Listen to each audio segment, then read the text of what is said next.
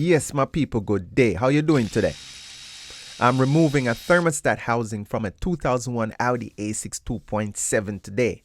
And yesterday, we did a Chevy Malibu. Watch this. As a technician, you have to learn how to balance the bolts and the sockets when you take them out. The thermostat housing is located behind the timing belt, so it's a little bit more involved removing this one. It's made of plastic, and here it is right here coming off. What happened is, over time, the plastic degrades, and then it caused a little leak by the thermostat, and that little leak leaked into my alternator and destroyed my alternator. So I had the alternator rebuilt, and I am replacing this part right here.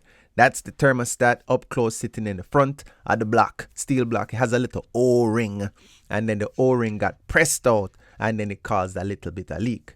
Use my trusty pocket screwdriver. As a technician, you need a pocket screwdriver. It comes in so handy in many situations. Believe me, if you don't have one, get one.